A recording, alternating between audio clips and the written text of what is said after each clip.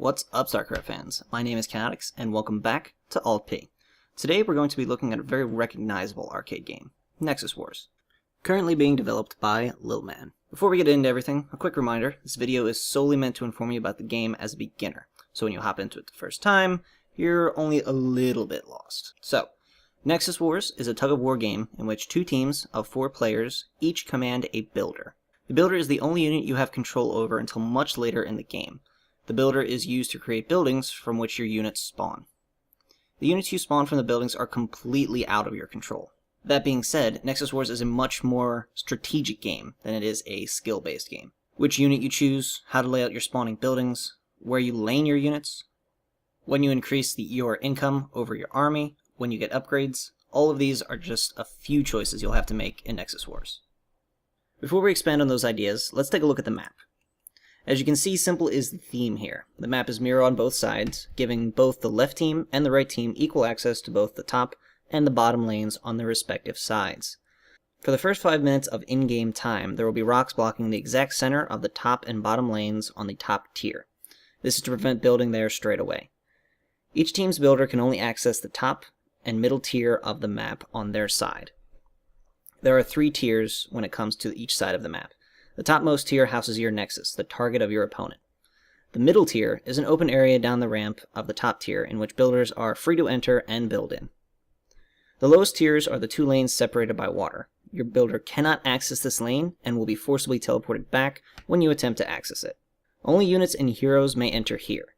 As a final note on the map, the Nexus houses 3 abilities: Scanner Sweep, Chrono Boost, and the Point Defense Drone.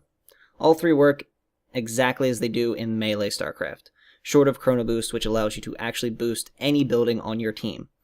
Be aware though, these abilities do cost you minerals, so use them sparingly. Now that we've seen the map, let's take a look at the builder. The builder is what you use to build units. Upgrade center, Ben pays, the cannon. The builder is also able to attack, repair, blink, and use a singular nuke. Let's start from the beginning and work our way through each. First, we have the units. Each player is able to build spawning buildings for every unit of each race. Basically, a person could build Zealots, Marines, and Zerglings, given they have enough minerals for the buildings. Just like in melee play, higher tier units require you to place down lower tiered buildings, or tech up, so that you can access them. For example, to place down a Stalker spawner, which is the Cybernetics core, you need to have a gateway, which will spawn the Zealot. This is consistent throughout all of the races, so no, your 1 Stalker and 1 Zealot will not be fighting a Broodlord. The next building you're able to create is the Merc Compound. The Merc Compound building is essentially an upgrade center and a hero spawner. The building has sections for all 3 races, with every upgrade held within. For example, the Protest upgrade section holds things like the air and ground attack upgrades, as well as charge and blink. The unit-specific upgrades can be purchased at their spawning buildings as well. Next are the hero units. These cost a whopping 1,000 minerals and are very strong. Once purchased, you are given control of these powerhouses and their abilities. Kerrigan and her Razor Storm, the Odin with its Barrage and Tactical Nuke Strike abilities, Zeratul with his Blink and Void Prism abilities, and finally the Archangel. The Archangel is an extra large Viking that can transform into both fighter and flyer modes. It has 3 abilities. The first, only available in its ground form, is Missile.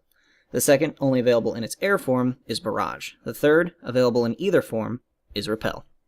Be very wary when purchasing these units, and be very careful when using them. They do cost an extremely large amount of minerals, as stated before, plus there's a very large cooldown in between buying them. So no, you can't get 3 heroes when you have 3,000 minerals. You will have a short period of which you cannot buy them, and as you buy them, their cost does increase. For example, 1 Kerrigan will cost you 1,000, your second Kerrigan, 2,000. The next building you're able to create is the Banpei.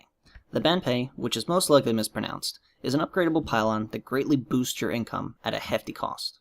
Unlike other buildings that increase your income by smaller amounts, the Banpei increases it by a whopping 16, which can be upgraded later in the game, but it does not spawn a unit. This makes the Banpei a risk-reward buy due to its big price tag and lack of unit spawn. It's recommended you wait until the unit push is closer to your opponent's base. That way you have the ability to eventually recover and maybe actually get your money's worth.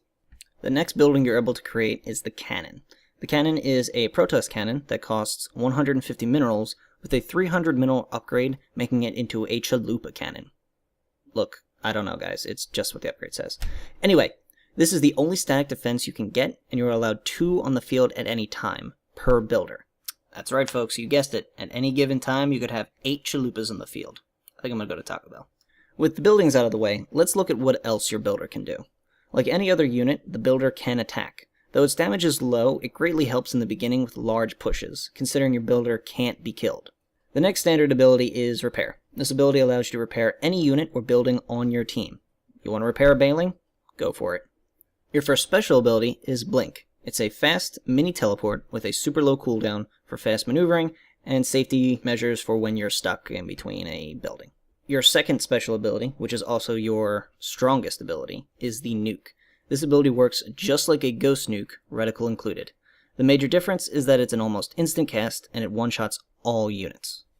Okay, we've seen the map, looked at the buildings, seen the heroes you have access to, and the builder's abilities. So what is left? As lame as this sounds, your imagination. Nexus Wars is a highly strategic game in which you must rely on auto-move units you have zero control over.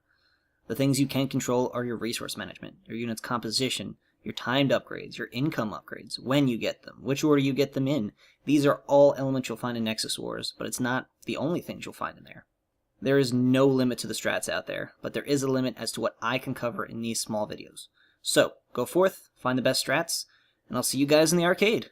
I know I already said goodbye, and I greatly appreciate you sticking with me for so long. If there's a particular game on the arcade you would like to see me do an Alt-P of, or you're a little bit confused about, let me know in the comment section below. That way I can take a look, dissect it a little bit, and try and give you guys a semi-healthy explanation.